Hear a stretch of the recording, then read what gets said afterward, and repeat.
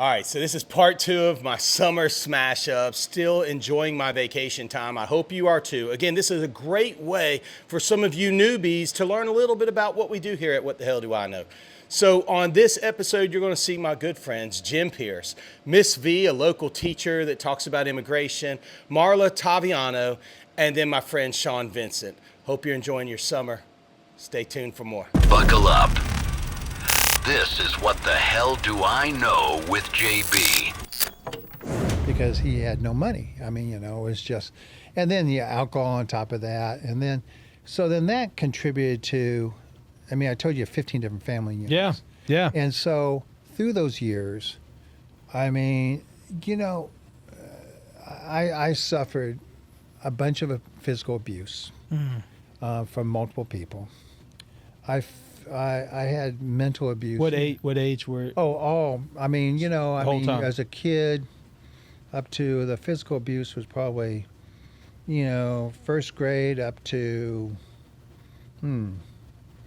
probably up to junior high school maybe. I'm not sure, but yeah, the younger years, and then I had sexual abuse, and I never talk about that, but that occurred. Probably sixth grade through probably sophomore year in high school. Really? And both. Did you move out of that house? Excuse me? Did you move out of that house, that situation, or no? You just got bigger? No, because what happened was, or older. People. When you have that kind of situation, people know it. And so, it wasn't my mom or dad who did the sexual stuff. Sure. It was, other neighbors and, so somebody that whatever. could saw the advantage. Yeah. Yeah. Yeah. And may they rot in hell. Yeah. Seriously. Right. And it's just, I can remember I'll just say one time there was I spent the night with a friend down the street. Mm-hmm. His dad worked for Disney, and his dad's now long gone. Right. I was, I don't know, sixth grade maybe. Well, I'm sure in your age, nobody talked about this stuff. I mean, you didn't talk about any of this and stuff. there was no place to go for help, and you didn't know. Right. And quite frankly, in most of the cases, I didn't even know it was wrong. Yeah. Yeah. Most of the case, it was, well, this felt good, it's okay, But then later, generationally, there's been a gap where we haven't talked healthily about sex. Generations. Yeah. I think hopefully this generation's getting it. Hopefully generations to come get it. I think we're having better discussions about it, and there's resources. Yes. You mentioned the Children's Advocacy Center. There's great resources. So I spent the weekend with this guy, and I won't get with my friend. Yeah. But, said the father tried something, and I backed away. And he came in, and it scared the hell out of me, and came in and told me, hey, if you ever tell anybody, I'm going to kill you and your mother. Sure. I didn't sleep for a months, long time. right? Yeah, a long time. But anyway, wow. But I ended up. Jim, what do you so that's a lot that you had to press out, and we'll, that's a lot. That's a lot to hit. Our audience is hearing this, and they're probably on their way to work, going like, "Wow, that is a lot for somebody to go through." The amount of abuse that you went through, and I know you have processed this. You're now 74 years old, and so you're speaking at it really well. But if there's a kid today that's listening to this, 18, 20, 21. And they've had this all shoved down in them, what would you say to that kid? Get some help. Mm-hmm. Get some help. And there's there was no help for me. Right. And there just wasn't. You know? And right. And quite frankly, that was. Well, shame comes along with it. You think it's your fault? Oh, yeah. So it's like. If you have any religion that's been surrounding you, it's like, well, you're not. That's. Whatever. You're having all these kind of thoughts that are coming in at you. And so number one thing is get help. Get help. And I can remember one time I was stuck. When you're getting beaten, you want to get out in the open. You don't want to be, because people usually, even back then, they didn't beat you in public. They beat you behind closed doors. And so I can remember one time, I mean, Outside the doors, you put the Sunday best on, oh, right? yeah, that's right. And you your never neighbors don't tell know. anybody. No, not at all. I used to say in the Southern Baptist Church, my favorite, the number one prayer request in the Southern Baptist Church was unspoken. Because you just didn't talk about it. That's right. That's right. So I can remember one time, I mean, my dad was drunk, and I couldn't tell you what I did. You know, half the time when I got beat, I didn't know what I did. You know, but anyway, so he started getting up from his chair and started to undo his belt, because that's what he would beat me with. And he didn't beat me with a strap. He beat me with the belt. The belt buckle. The hard side, yeah. So what I did was I ran down the hallway and to their bedroom, and their bedroom always, my mom and dad's bedroom, at the time they were still together, and you had a sliding glass door. And so I could get to that sliding glass door, open it up, and get outside. And usually, you know, if I stayed outside for a while, usually he would calm down. You know, he would either fall asleep or calm down or whatever. And that day, it was locked. It was never locked. It was locked, and my dad got to me before I got out and trapped me between the bed and the wall. Oh. And he just beat the shit out of me. Oh, Jim. And he was beating me. Jim. And I said, God, why are you doing this to me? I'm a good kid. Why are you doing this to me? And I did pray. I did pray. I mean, even, you know, and what happens is when you beat a lot, you kind of just become a shell. Yeah. I mean, it hurt, but you just go somewhere else. You just kind of leave your body, you know. And I one of these times I said, God, please help me, and I promise if you help me, I will help others. And so Tammy's in my life now is a lot about helping others. And you know, I'm not that religious. I believe in God. I believe in Jesus, and I try to treat others well and whatever. But anyway, so we but let me you know, your listeners don't want to hear all my bullshit, but it's all about. I think it's an incredible story, because you've got to understand where you came from to see how successful you've been in life, because somewhere there was a change. I mean, from that story of beatings, and it seems like I mean, did you have to compartmentalize things to a degree? Because I've talked to people that have been abused that would have put all the blame back on themselves. That I got to get better. I need to do better. It seems like you knew you weren't a bad kid. I didn't. Something was wrong with them. I never felt that. Right. And I just never felt that. You right. know? Right. Well, your chaos, moving houses from year to year, seeing alcoholism. I mean, you obviously were like all of us were giving this inalienable sense of right and wrong. Yeah. Yeah. So you knew what was right. You knew what was wrong, and so you just had to go to a different place because you didn't know how to get out at that point in time. Yeah, there was nowhere else to go. And then I want to make sure that if you like what we're doing, I mean, again, hit the like button, hit the subscribe button. You wouldn't believe that most of you, and I see it because you'll comment and you don't even realize that you haven't subscribed to the show. It is a free way to support what we're doing and the content we're putting out. So make sure that you hit that subscribe button right now. And I think people need to realize, even if you disagree with, and let's say we're on polar opposites of how immigration should be handled, right? And you're polar opposites. There is never a time to not act civilly and kindly and humanely. Could have been handled a different way. Absolutely. 100%. Absolutely. 100%. I remember it's very interesting that we use the term illegal immigrant, but we never use the term illegal, deadbeat dad. Or, right. Or illegal, traffic violator or illegal, there's a lot of illegal terms we could use. Yeah, going against but the law. we do, so we do a lot of times we just use that and we use it as an adjective to describe another human. Yeah. That's I hate that term. Oh my goodness, me too. Because it's my first love is my Savior and my faith. That's my first love. And I think to how he would describe every human on this planet. And he'd never use the term illegal. Right. No, absolutely. So that's kind of weird in a sense. What is your, and by the way, I'm sorry that anyone would ever make you feel Me uncomfortable, and the same for your students. Yeah. And so Yeah. I hate that. I wish that I could speak more Spanish because I come and speak to them.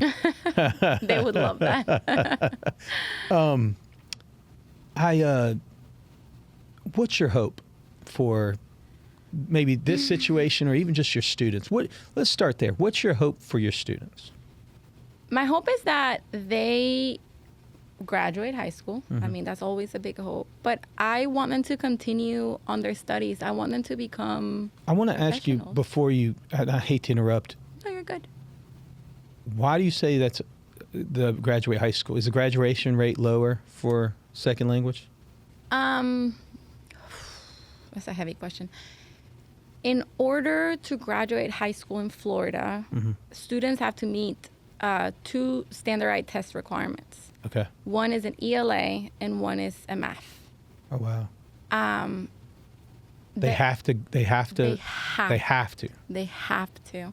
Now, there are alternative tests that they can take to meet the same standard, but again, they are all standardized. There's still a in standardized English. test they're going to have to do in English. In English. They cannot take it Okay. in their home language. Okay. So if you have just arrived in country, it's practically impossible for you to pass it. Wow. Yeah. So that's why I say if.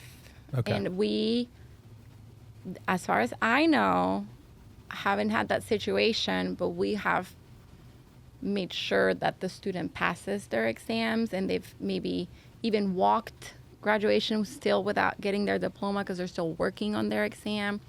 But those were cases of students that had been here for longer, so they had a bit more English to work with. They were just on the verge of passing. But some of the students we're seeing now are lower English acquisition. And so that is my hope. My hope is that they They pass. pass.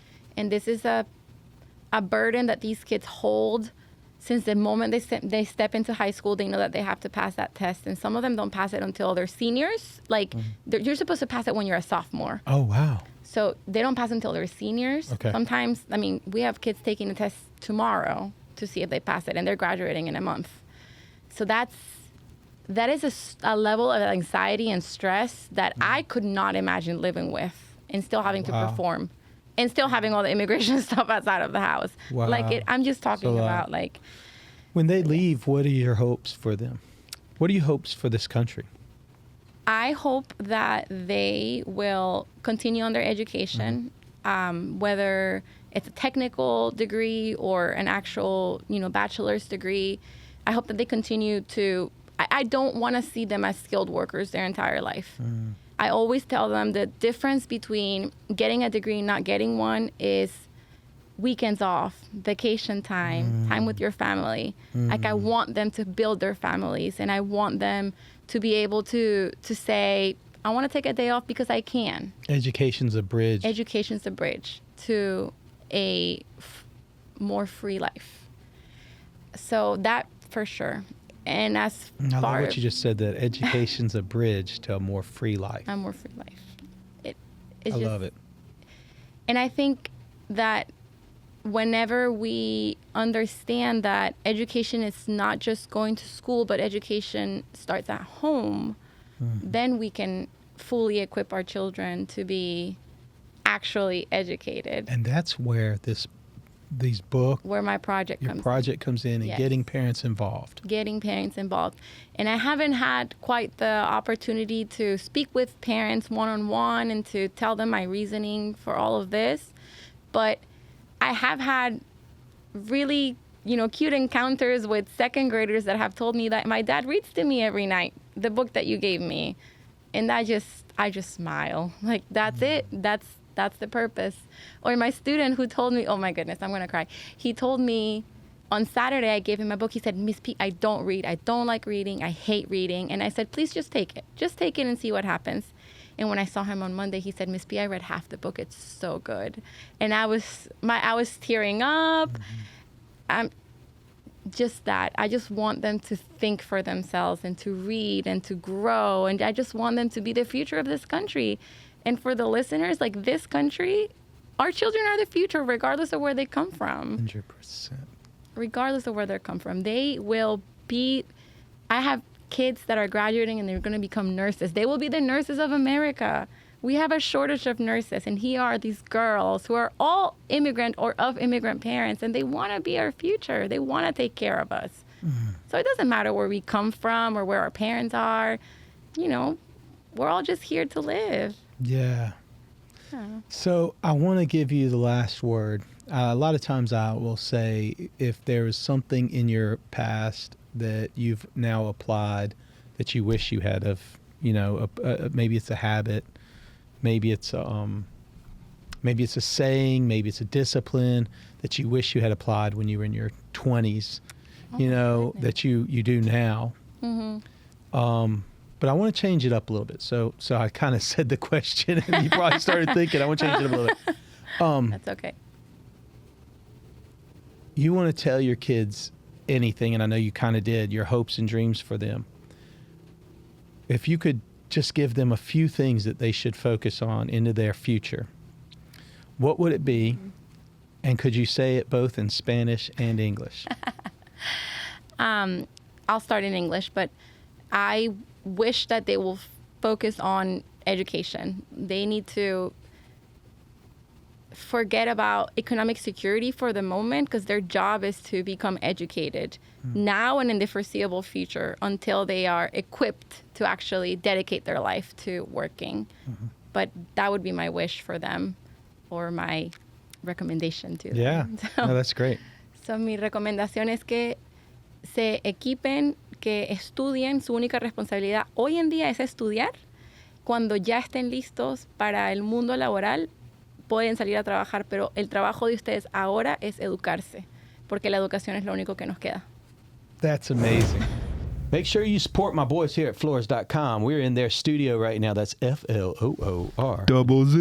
Z.com, baby. Floors.com. They will take care of all your remodeling and new build needs. Floors.com. Check them out. Tell them the Jabroni sent you. So I got to tell you about my friends over at True North Pest Control. True North Pest Control, they take care of all them critters. You got palmetto bugs, they take care of them. You got ants, they got you. You got bugs little flying around, they'll spray for them. They clean out all the cobwebs. They're all over Central Florida, here in the Emerald Coast, and then the whole state of Georgia. Check them out, TrueNorthPestControl.com. They are your pest control superheroes. We lived in an apartment complex. After my husband had his heart attack, we lost our house, he lost his job, all our money, whatever. We moved into low-income housing, and 75% of our neighbors were Somali refugees. So we had no money, and he couldn't work, and I'm trying to figure out ways to take care of my 3 kids and piece things together.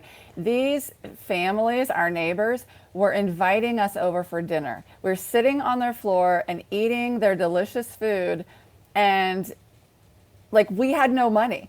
Our refugee friends were literally feeding us. And for me, and I write a lot of poetry about this, I'm like, are you seriously telling me that my generous, kind-hearted Muslim neighbor who fed me when I had no food is on her way to hell? And my elderly, racist grandfather who is mean and like narcissistic and all this, he's automatically going to heaven because he has this right belief? No, I'm not buying it. And here's the thing. Here's what I no longer care about. Let's say that is how it works.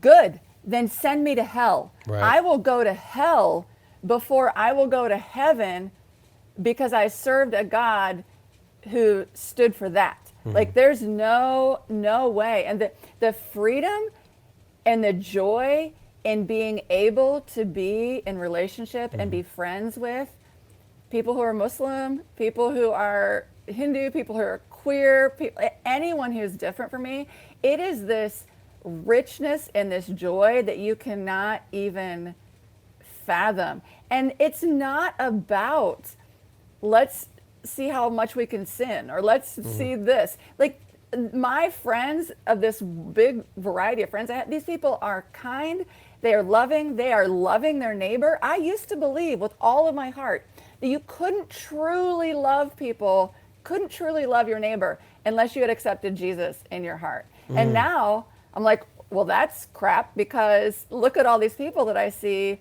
loving people and they don't know Jesus, or they know about him, but they don't care about him. I had people tell me after I said a few years ago, I'm done with God. And I had at least 3 friends, and they all kind of phrased it the same way, like, don't take this wrong, Marla. I don't want to offend you, but I really see God in you. I'm like, no, that's good, because God, I mean, the Bible even says it. So if I'm going to pick things from the Bible, God is love. And I've heard it said, I was just talking to a friend, and okay, so speaking of all the friends that I can have, I have friends who are pastors. Like, I have friends who are, like, one of my friends is a black pastor. He's in Florida. He's moving to North Carolina. He's going to be at this Mennonite church that's very liberal. And he's just worked on his 2nd book, and I got to edit it. And the tentative title is Love is Good Religion. Okay. And he was telling me about this guest preacher that came to their church last week. And he said, God is love, but don't get it twisted. You can't switch it around and say love is God. And my friend and I were like, actually, you can. Like, I feel like you can say that, because to me, it no longer matters to me what someone's specific beliefs are about something.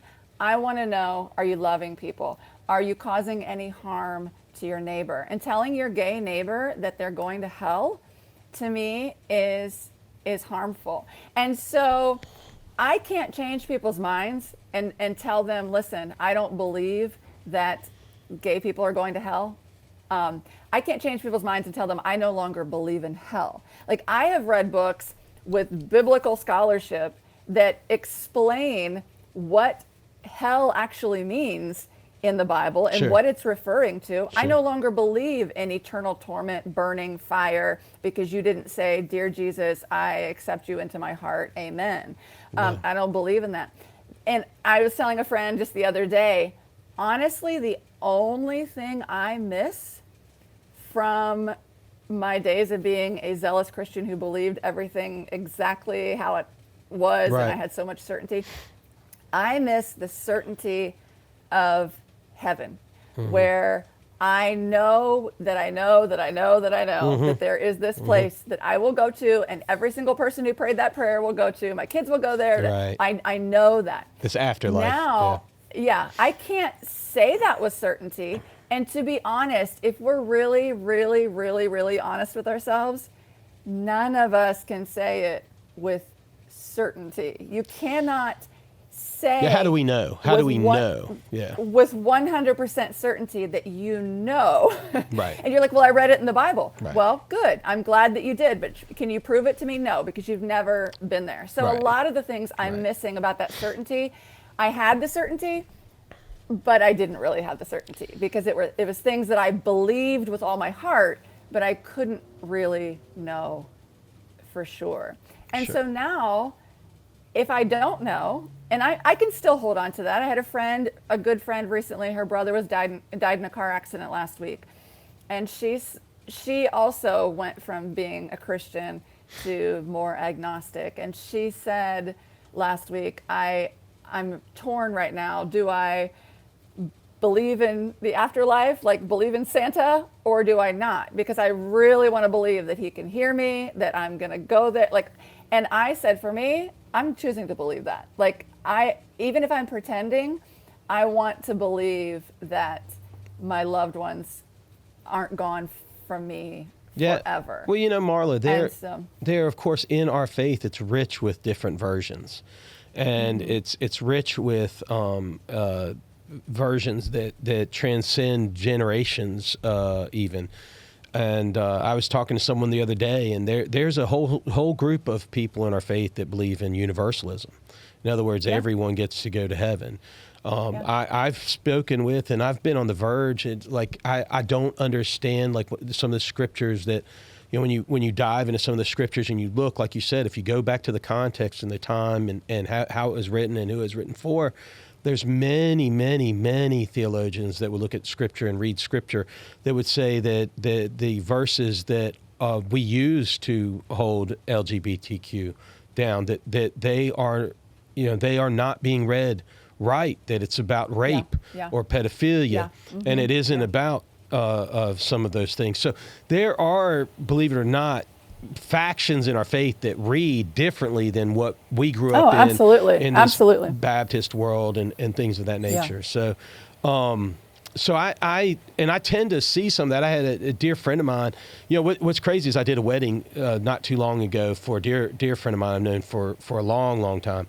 And the couple that I married, they asked me, and again, I had given up all my powers. I don't do weddings for people, but there's if there's somebody special that comes to me and asks, I'm honored to do that. And this particular, his daughter, who I've known since she was born, and I've known him since 4th grade, and we grew up in the church together, and we have lots of these conversations. But they asked me to marry him, and they asked me to share the gospel while I was marrying them, which I thought's a unique thing. Of course, they asked the guy that was the pastor in downtown Atlanta, the default guy. So I gave my version of the gospel, which is sincerely, I know what it's like to, if I usually, I say this a lot, if I had gone through everything you've gone through, and if Christians had done the things to me that they've done to you, and if that person had said the things to me that they've said to you, or that crazy aunt or that crazy uncle at Thanksgiving said the things that they said to you, I would feel the exact same way you do. And I get it. But that there was a version long before that version that said, I want to practice the way Jesus lived.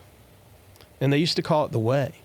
And that's the version that I want to lean into. That's the version that I want to, Beth Moore, I saw an interview with her not too long ago, and she was publicly excommunicated from the Southern Baptist Convention, and has written, of course, incredible books that I think are great Bible studies that men will run from because this is a woman leading Bible studies, and it can't be a woman leading Bible studies. And it's a tragedy in the way that went down. But she was famously excommunicated from the Baptist church, and it's painful. But she said that she had been far too long on this walk with Jesus to throw the baby out with the bathwater. Delusional. When you really get in that spiral world and rehab, more people than you realize know, right? Like you said. Correct. And yet, Yeah. So this is going downhill. The business is crashing. You got a baby on the way. You're in rehab. Yeah. And she's still sticking with you. And she's staying with me. And she's amazing. And there's 2 times I'll cry. This will be one. But my daughter did eventually save me. So I went to the rehab, got a little better, but I didn't continue doing 12-step work like AA or NA or anything like that. I'm like, I'm good now. And she has the baby's born, and guess what? I start getting the itch a little bit, like, maybe we should have a party to celebrate the baby. But the back of my mind was, we're going to have a party. Because that's how every party you brought in had party favors. And it was, they still make fun of me because, to show you, I lost the value of $1. My baby shower had ice sculptures, and it was like something, everything was over the top because I wanted a party. So it was like Party Central at our house was like the hub house all the time. And so I wanted to bring that back. I missed that. And I'm like, I'll just have beer. I can't have one beer. But I didn't know that at the time. And so that one beer led to beer, shots, and then drugs. And that was the time. Now, mind you, I've been doing drugs for almost 20 years at this point.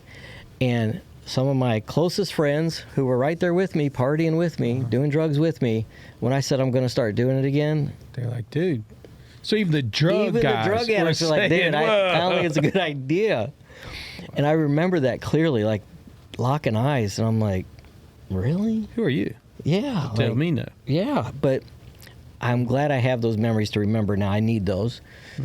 So if we go back into this chaos of life, and the house of cards is collapsing more, so it's more stressful, and I'm trying to act like everything's fine on social media. I'm totally living a lie. And my daughter, I'm thinking again, I still think I have everyone fooled. And my daughter is about 2 years old, and I come in one day, and I'm high as a kite, My eyes are bugging out of my head from the drugs. And I pick her up, and she kind of leans her head back and says, "Daddy, your eyes look weird." She couldn't say her R's yet, and that's when I usually cry right there. She saw it. She saw it, and it was the frying pan to the face in the cartoon, man. It was the, you're fooling no one. You can't fool a 2-year-old, man. It is crazy. over. Game over. Yeah. And it was that moment. So that was rock bottom? That was the rock bottom. What did you do then to get better? I called a guy named Jeff, who has like 23 years sobriety. Okay. I said, I need help. I need lots of help. Finally reached out. Yeah, and I said it the right way. Like, I need help. That was the realization you needed, was looking at your daughter and saying, Yeah. this is what she's going to grow. She's going to grow up seeing me this way, Yeah. or she's going to see me a whole person. Yeah. Well, it you don't even say, well, I didn't have the logic to go, well, I could go this way. You didn't even say the road. This I can't do this to 2-year-old her. just saw what I avoid in the mirror every day. A 2-year-old. Yeah. She knew something was off. Now, she doesn't remember this, right? Right. I've told her this story 100 times, and she knows, and she tells people, I helped save my dad's life. You know, I want her knowing. That's so. By the way, that's so transparent. To think about where your life was, and no transparency, Yeah. hiding everything, not saying, being the full you, Yeah.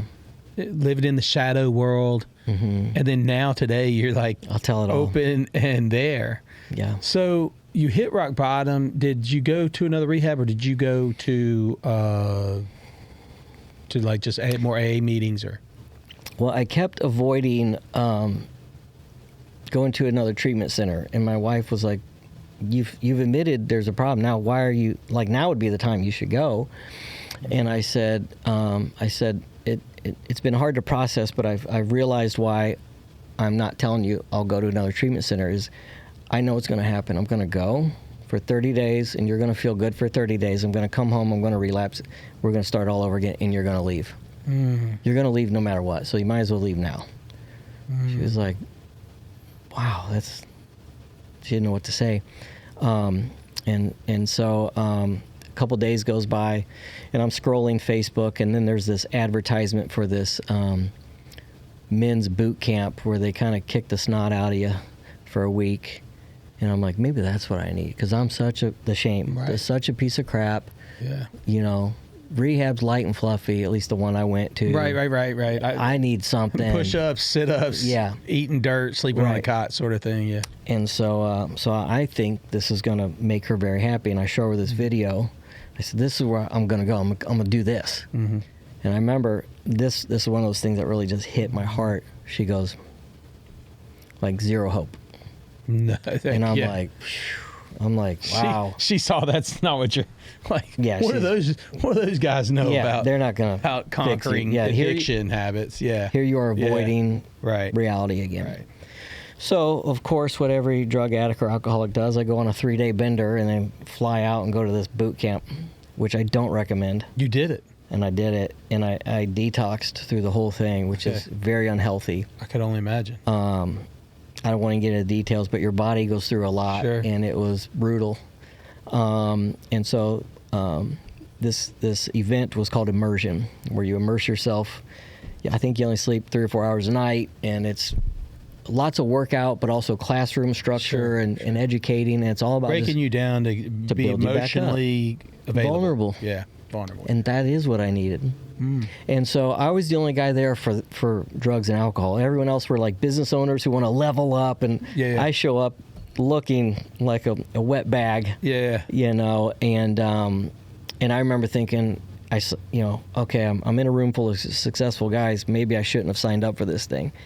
And so we're 5 minutes into this event, and Coach Nate Bailey yells, "All right, everyone out of your seats and get in the plank position." I'm like, I don't even know what a plank is. I look around, and they're planking. I'm like, okay, how long are we going to do this? And my arms are shaking. Yeah. It's been like 10 seconds. And he just starts yelling at everybody like a drill sergeant.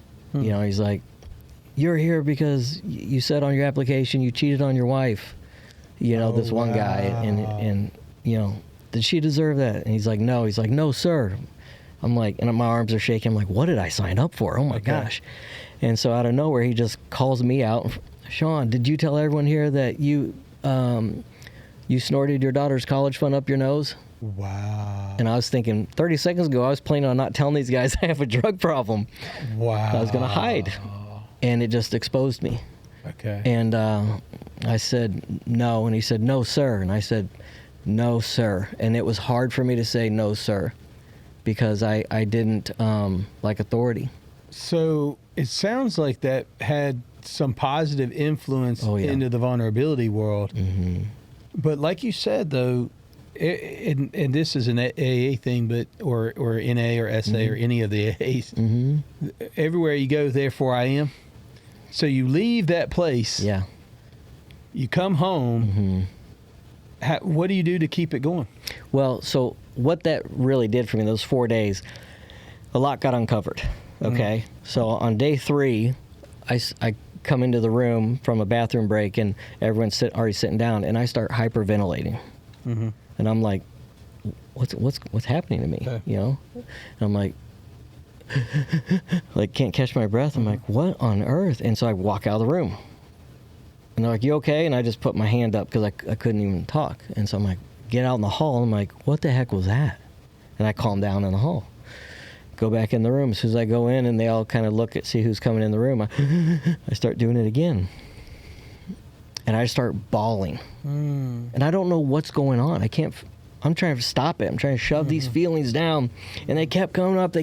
And I stood up and I just blurted out, I was molested as a kid. Wow.